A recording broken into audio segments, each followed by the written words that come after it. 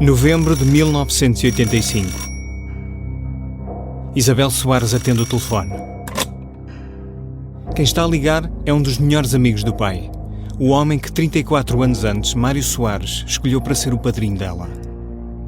Francisco Salgado Zanha tem uma notícia para lhe dar. Uma notícia que vai abalar a família e o Partido Socialista. Telefonou-me para irmos almoçar os dois. Eu fui almoçar com ele. Disse, vamos viver aqui épocas um bocadinho duras e não queria que isso afetasse de todo as nossas relações. Mas claro que não afeta, com certeza. Eu era afilhada dele, não é? Ele sempre tinha por mim uma grande ternura e, portanto, quis marcar e dizer, olha, que isto não é contigo, portanto, vamos manter e tal, e com certeza. Zanha decidiu avançar com a candidatura à presidência da República e enfrentar finalmente Mário Soares, o amigo ao lado de quem travou todas as lutas políticas dos últimos 30 anos. A relação entre os dois vem dos tempos da resistência à ditadura. Partilharam a mesma cela. Juntaram-se a Norton de Matos e a Humberto Delgado contra Salazar. Militaram no PCP. E estiveram juntos na fundação do Partido Socialista em 1973. Depois do 25 de Abril, bateram-se contra os comunistas. Travaram a unicidade sindical. Como se impõe um sindicato único, como se impõe todo um complexo de disposições que são de verdadeiro maniatamento da classe operária. E lutaram por eleições livres na Assembleia Constituinte. Eram tão próximos que até protagonizaram um slogan em conjunto.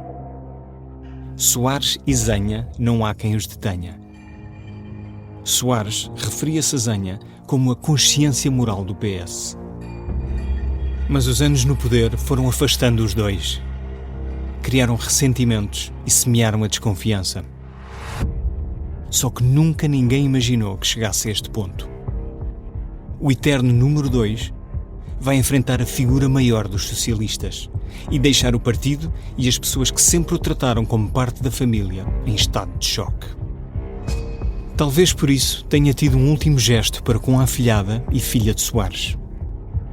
Quis dizer-lhe que tudo iria correr bem. Só que está enganado. Depois desta eleição, nada voltará a ser o que era.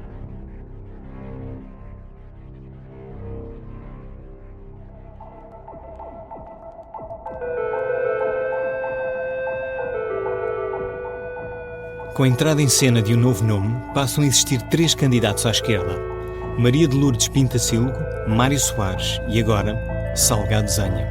Além de ser uma luta política, é também uma luta pessoal e de traições. Pintacilgo vai sentir-se traída por Salgado Zanha. Vai propor-lhe uma aliança, sem saber que eles já tinham um plano em marcha. Zanha sente há muito tempo que foi traído por Soares nas guerras internas no PS. E Soares sente-se traído por Zanha. Aquele que tinha considerado um dos melhores amigos está agora no caminho dele. E isso deixou perturbado e abatido. Alfredo Barroso, sobrinho de Soares, lembra que ele foi apanhado de surpresa e ficou perplexo. Mas há pior. É que Zanha não vai avançar sozinho. Tem com ele 2 outros políticos. E não são 2 políticos quaisquer. São os 2 maiores inimigos de Mário Soares.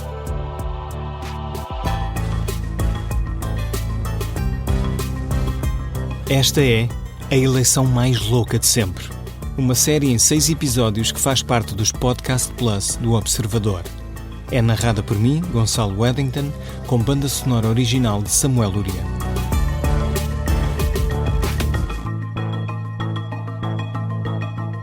Episódio 2. Uma traição inesperada.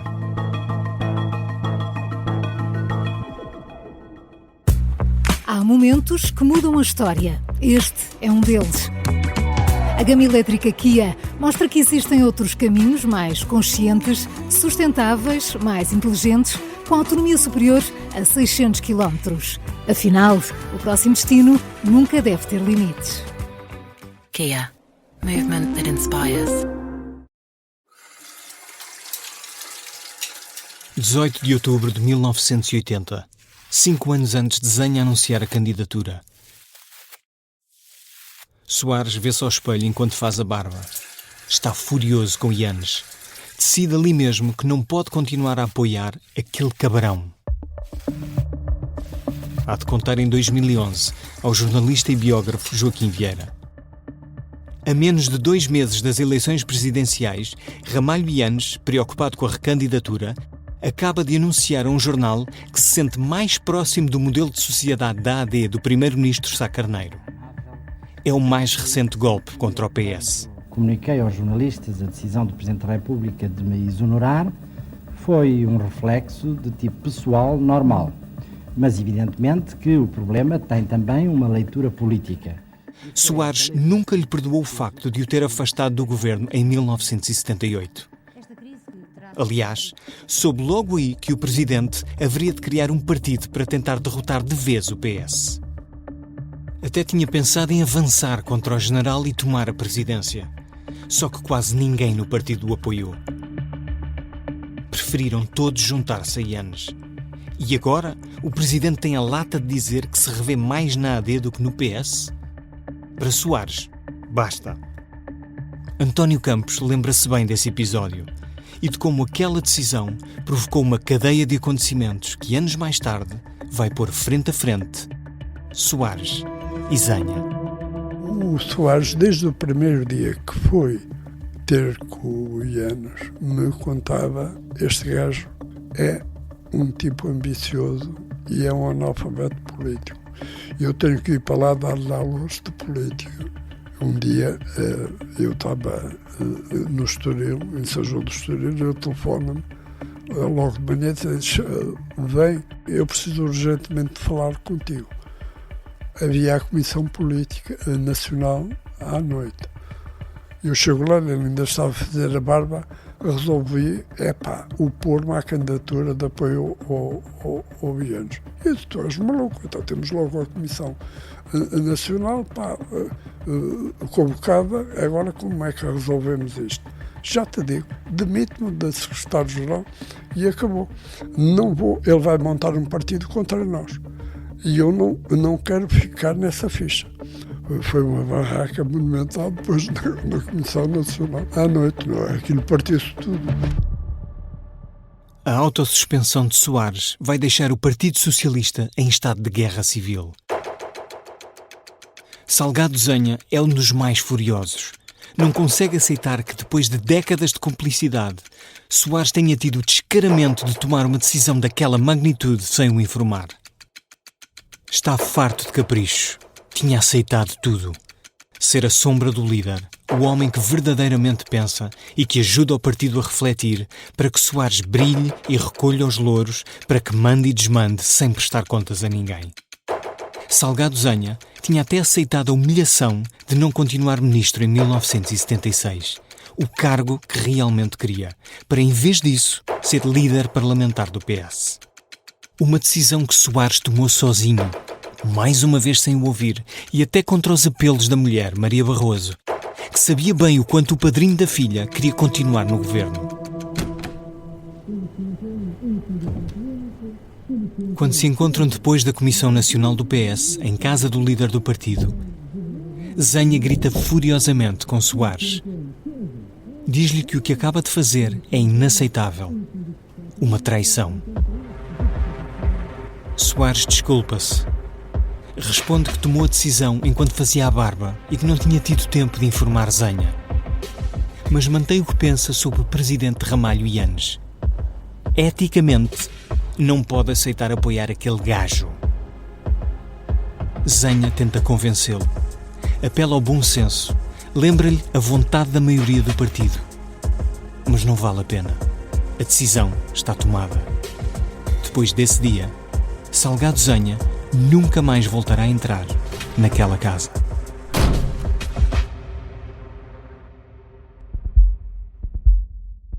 De regresso à liderança depois da reeleição de Ramalho Yanes, Mário Soares fica isolado, sem tropas, com o grupo parlamentar e a esmagadora maioria do principal órgão do partido, o Secretariado Nacional, contra ele.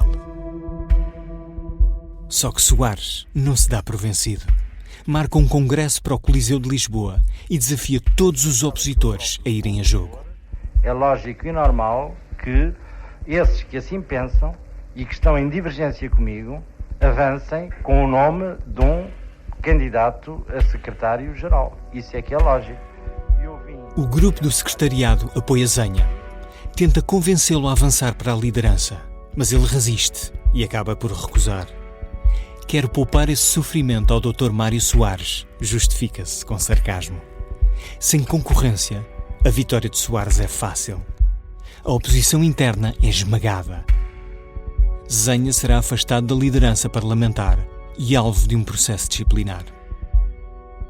Durante anos vai manter-se afastado. Mas agora, o dia do ajuste de contas finalmente chegou.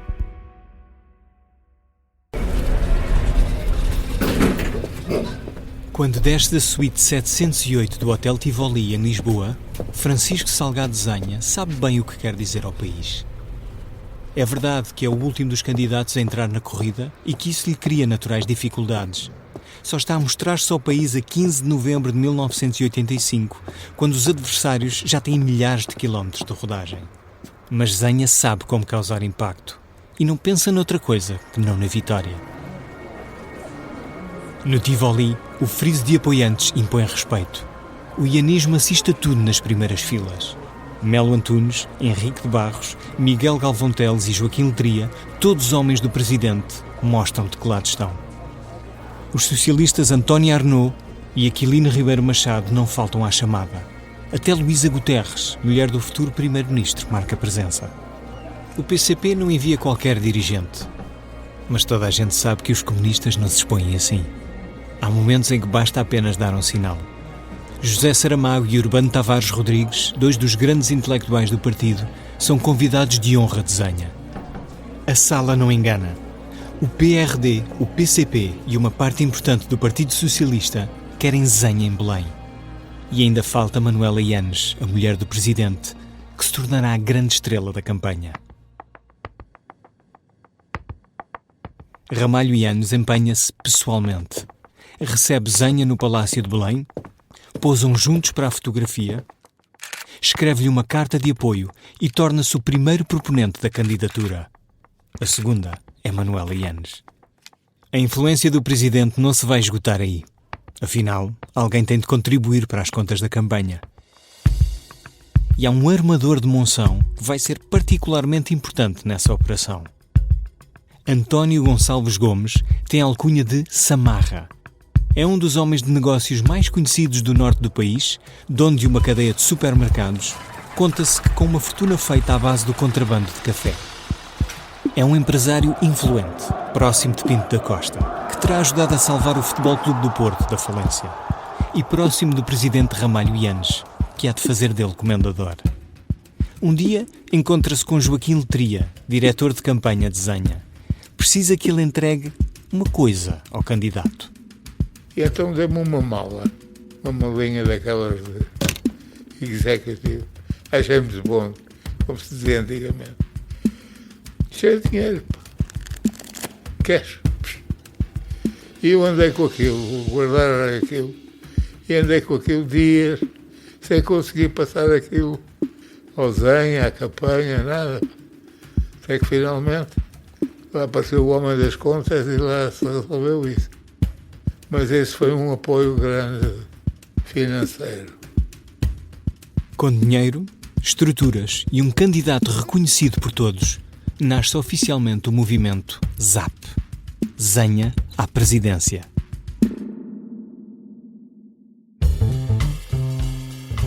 Freitas não fica indiferente a Zenha. É fácil perceber porquê. Pinta Silga é uma adversária notável, mas não tem qualquer estrutura partidária a apoiá-la. Representa apenas um perigo relativo. Soares tem sondagens risíveis. Jamais conseguirá unir a esquerda ou recuperar a imagem que deixou enquanto primeiro-ministro. Mas Zenha não. Zenha é respeitadíssimo no país. Mais importante ainda, tem por trás dele a força do novo Partido Renovador Democrático, promovido pelo presidente Yanes. E ainda a poderosa máquina do PCP. Juntos, os dois partidos representam quase 2 milhões de portugueses. São cerca de 33% dos votos potenciais. Além disso, Zenha ataca-o desde o início, onde o afeta mais. Chega a dizer que Freitas é o candidato da União Nacional, o partido de Salazar e Marcelo Caetano, e acusa-o de representar um perigo para a democracia. Logo Freitas, que tinha tido o cuidado de apresentar a candidatura a Belém a 26 de abril, o dia 24 era uma data proibida. Há de responder da mesma forma. Freitas diz que Zenha é o herdeiro dos derrotados do 25 de novembro e quer fazer um ajuste de contas a partir de Belém. A tensão entre as candidaturas escala até ao limite. Não há dia que passe sem que os freitistas, como são conhecidos os apoiantes de Freitas do Amaral, não se envolvam em escaramuças com as chamadas Brigadas Z. E até um detalhe na forma como Freitas se veste vai ser aproveitado para o atacar.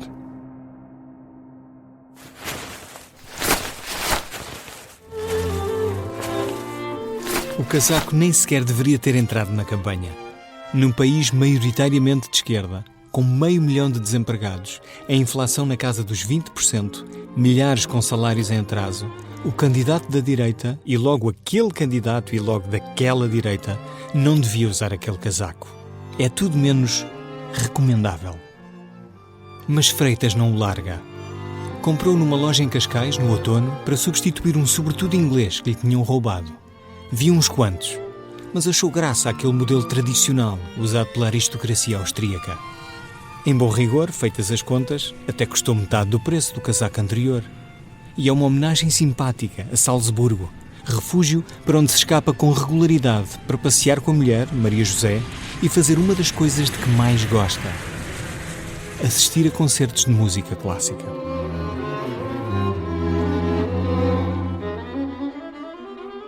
Pouco lhe importa que se arrisque a ser chamado de classista, ou coisa pior, mas os homens da campanha contorcem-se. Não, Loden era a coisa que, confesso que a nós nos prejudicou um bocadinho, porque era uma visão um bocadinho elitista, não é? E quando o professor Freitas apareceu de Loden, a gente ficou assim um bocadinho hesitante, mas esquece-me o que é isso, a gente não ia. Era um bocado também desagradável dizer ao senhor para despir o Loden, mas depois aquilo acabou por também ser uma imagem, não é? Proença de Carvalho está certo. Neste contexto, apresentar-se assim ao país não é a ideia mais brilhante e não ajuda nada a afastar os preconceitos que existem sobre Freitas. Mas a verdade é que metade do país é tomado pela Loden mania. A metade que apoia Freitas, naturalmente. Quem não tem, compra um. E quem não pode comprar, cobiça-o. Vêem-se grupos de jovens a passear pelos cafés e associações recreativas do país suburbano e pobre esvoaçando o Loden verde acinzentado, igualzinho ao do candidato. Usar um Loden é, por estes dias, um sinónimo de sofisticação e de modernidade. Isso e os palhinhas, inspirados nos chapéus típicos da Madeira que alguém decide levar para a campanha e que se tornam um sucesso. É um acaso cósmico, uma daquelas coisas que ninguém consegue explicar, nem mesmo 40 anos depois. Mas que não haja equívocos. Na campanha de Freitas, tudo é pensado ao pormenor.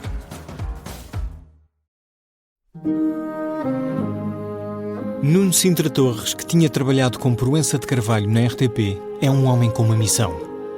Quer aprender tudo com os melhores especialistas do mundo em campanhas políticas. E os melhores a fazer da política uma festa são, naturalmente, os americanos. No verão de 1985, Sintra Torres aterra em Washington e não desiste até conseguir o encontro com um veterano das campanhas de Richard Nixon e consultor político de Ronald Reagan, Roger Ailes.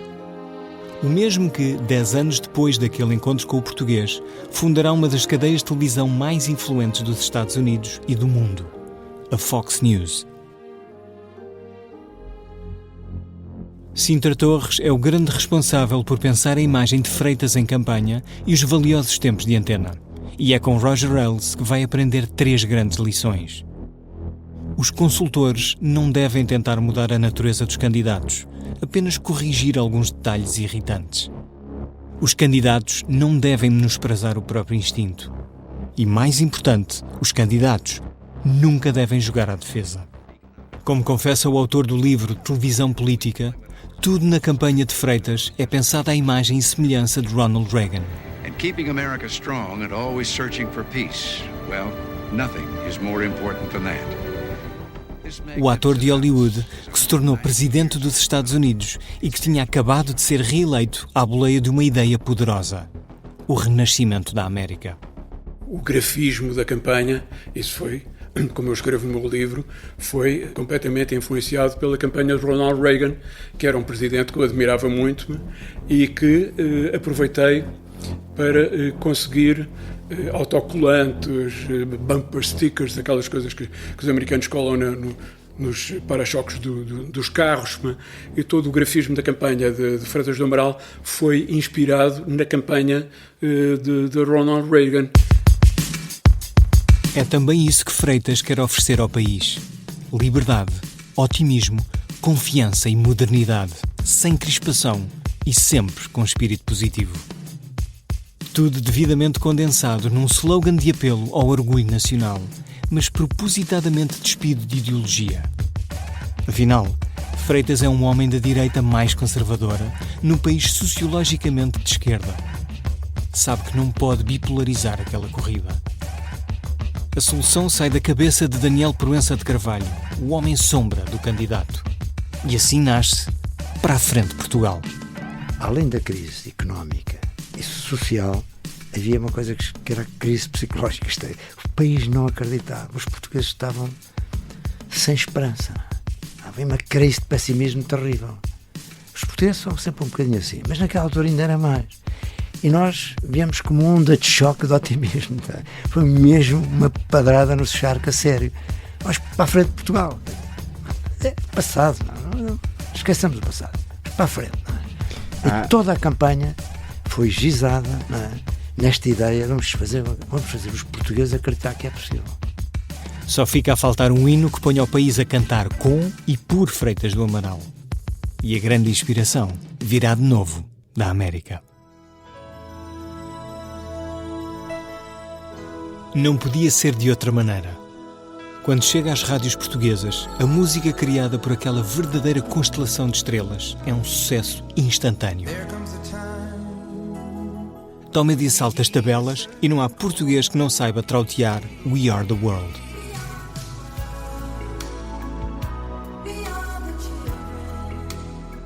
(1985) é o ano da solidariedade pop. E é também esse o espírito que vai inspirar o hino de Freitas do Amaral. A música é criada durante uma tarde quente de julho, no Estoril, na casa de Proença de Carvalho, também ele músico e amante de jazz. É escrita pelo poeta e jornalista Torquato da Luz, com composição de Rui Ressurreição, administrador da RTP, elemento do quarteto de jazz de Proença de Carvalho e autor de alguns dos melhores jingles publicitários do país. Tem arranjos do maestro alemão Tilo Krassmann, autor do estrondoso êxito Vila Faia, a primeira telenovela portuguesa. E é cantado pelo Coro de Santa Mar de Oeiras, com uma participação especial de Nicolau Breiner.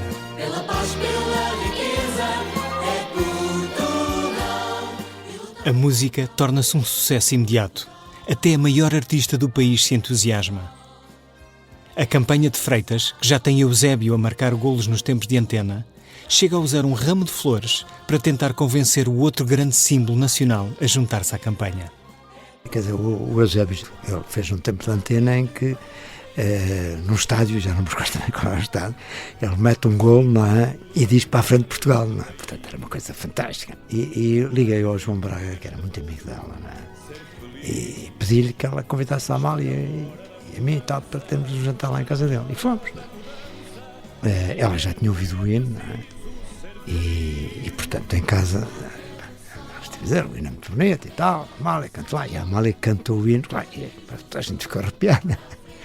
O hino em si mesmo já era muito bonito, era cantado pela Amália, aquilo era uma coisa impressionante, não é? E ainda fiquei, tenho de explicar que a campanha era uma coisa positiva para o país, o futuro, não temos nada contra ninguém. Portanto, a Amália dava um contributo fantástico, porque era um símbolo, etc, etc, etc. E eu fiquei na dúvida, percebe? Pareceu-me até que ela estava disponível.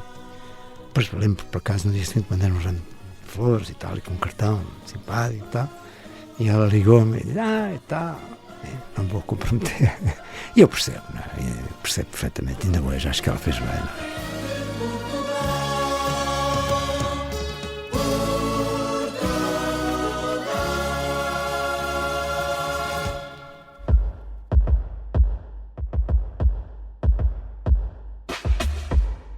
As coisas estão cada vez piores para Mário Soares. No dia em que reage à candidatura de Zenha, não se refere sequer ao antigo número 2 pelo nome.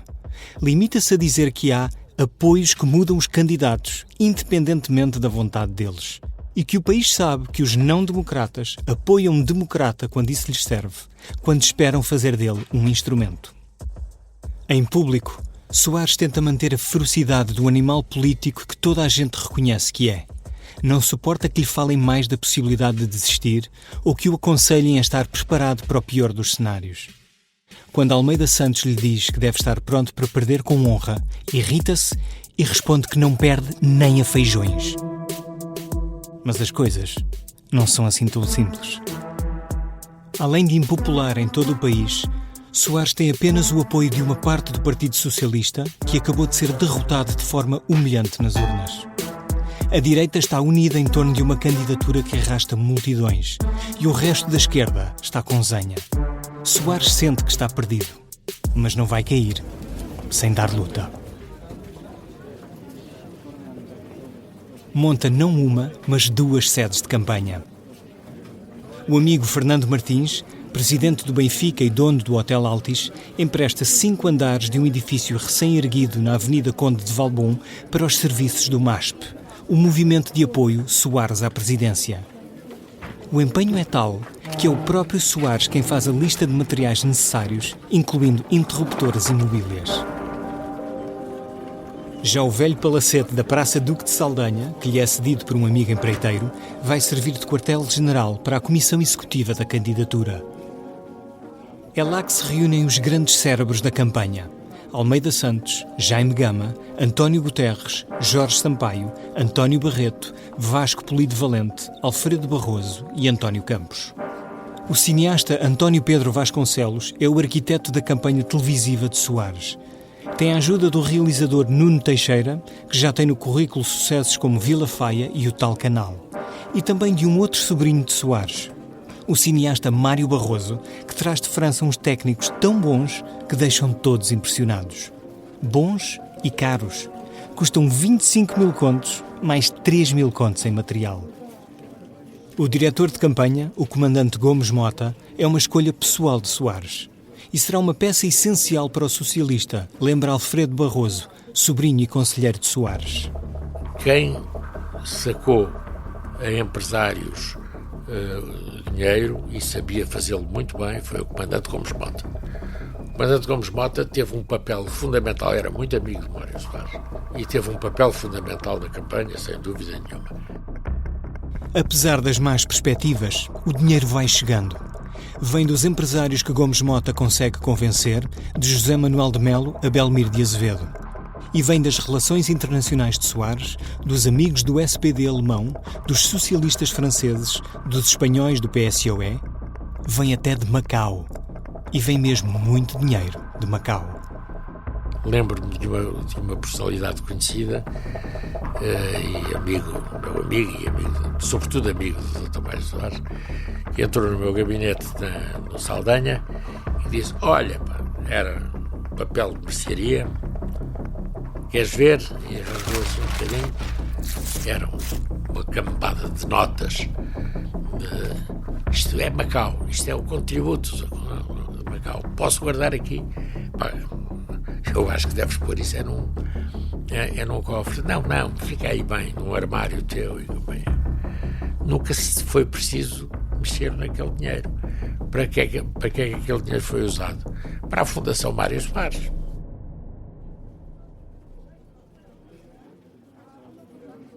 No palacete do Saldanha, os egos são enormes, sobretudo do candidato. E há um clima de suspeição pouco próprio de uma campanha eleitoral.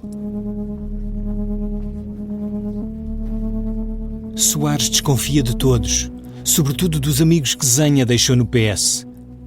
Até se temia que António Guterres fosse, na verdade, um agente duplo, lembra António Barreto, membro da campanha de Mário Soares.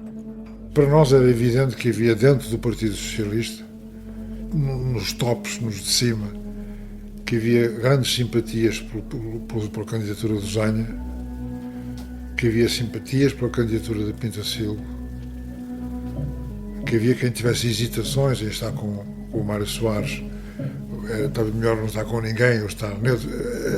Esse assunto foi vivo, esteve lá presente até praticamente aos últimos dias de campanha. Às vezes havia conversas que não eram tidas explicitamente dentro de toda a gente, porque sentia-se que havia simpatias muito fortes, mesmo pessoas que estavam na campanha. Estou a pensar no António Guterres, no Jorge Sampaio, que estavam lá, estavam na campanha, estavam na comissão, mas sabia-se que eles tinham simpatias pelos outros candidatos e que mantinham conversa, a coisa que corria. Portanto, havia uma tensão, se quiser. Não creio que houvesse ou que tivesse havido traição, não creio que não. Mas havia uma tensão real. E, portanto, alguns assuntos passavam, escolhiam-se outros momentos de decisão ou de conversa.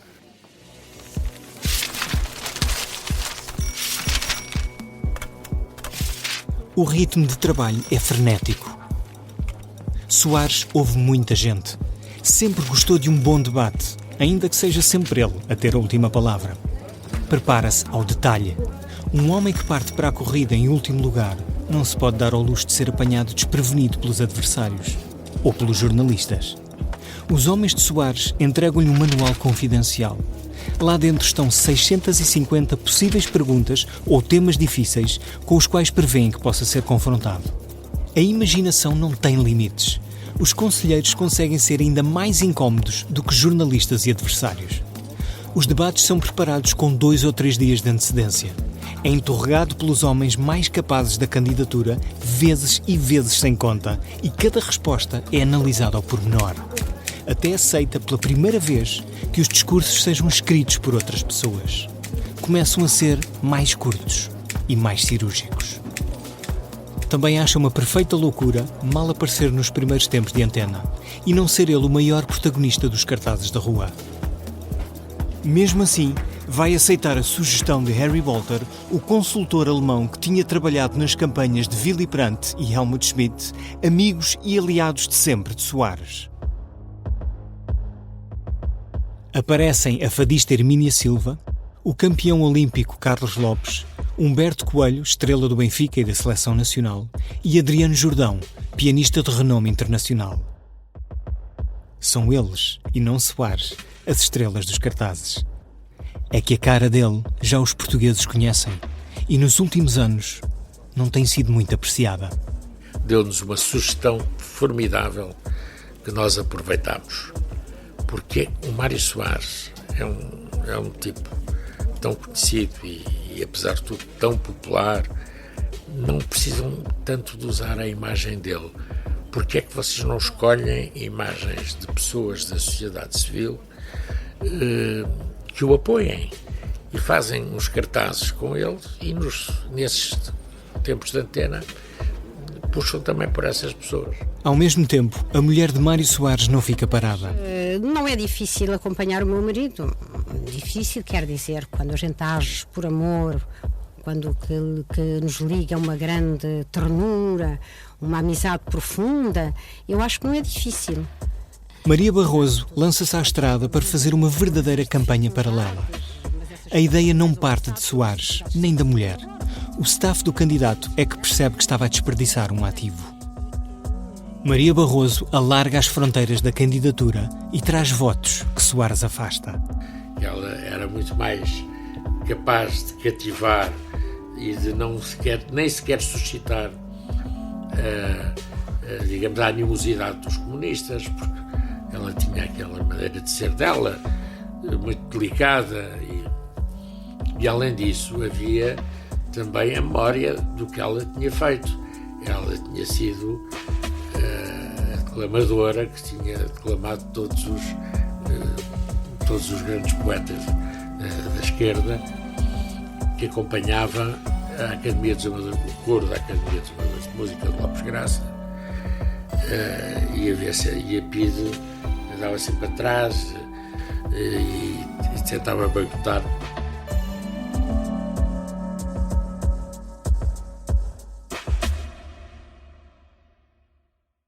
Maria de Lourdes Pintacilgo não fica menos chocada do que Soares com a entrada de Zenha em campo.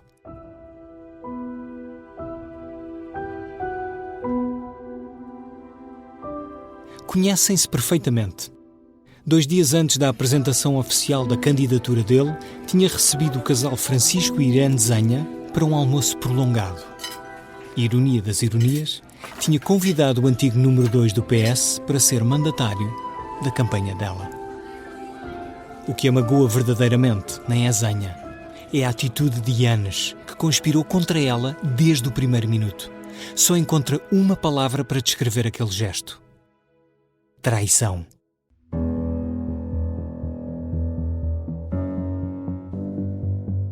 Já para não falar dos comunistas, a ofensiva de que é alvo por parte do PCP torna-se esmagadora.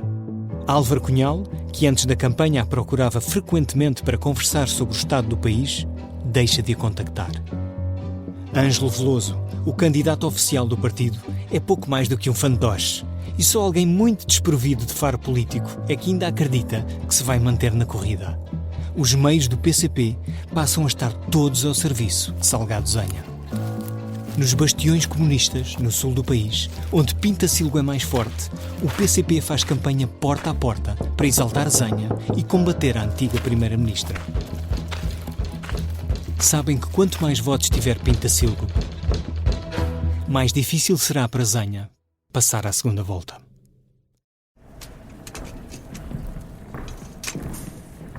Soares e Zenha sentam-se frente a frente. O ar está carregado de tensão. Soares pede que lhe ajeitem a cadeira. Zenha limpa os óculos. Não trocam uma palavra. Passaram o último mês e meio a lançar acusações um contra o outro através dos jornais. Zenha desconsidera Soares. Diz que as hipóteses dele são meramente académicas. Chega a sugerir que nem leu o programa do adversário por ser uma perda de tempo. Soares não fica atrás. Acusa Zenha de estar a tentar destruir o PS e de trair o partido em nome de uma candidatura frentista e revanchista, sem condições de dar um futuro de estabilidade aos portugueses. Agora, vão finalmente enfrentar-se em direto perante milhões de pessoas. Os 2 amigos de longa data que a política veio desunir estão nos estúdios da RTP. No meio deles está apenas o jornalista Miguel Sousa Tavares.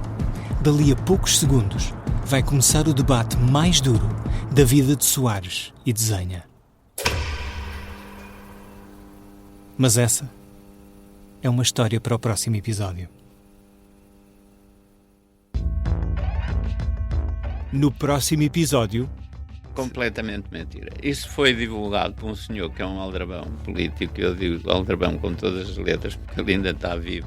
Nós sentimos uma resposta na rua como nunca se tinha vivido. É, em primeiro lugar, uma candidatura de visão da esquerda. Em segundo lugar, uma candidatura fratricida.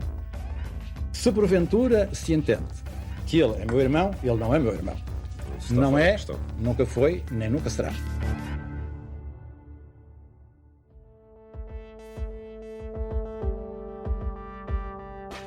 A eleição mais louca de sempre é uma série para ouvir em 6 episódios e faz parte dos Podcast Plus do Observador.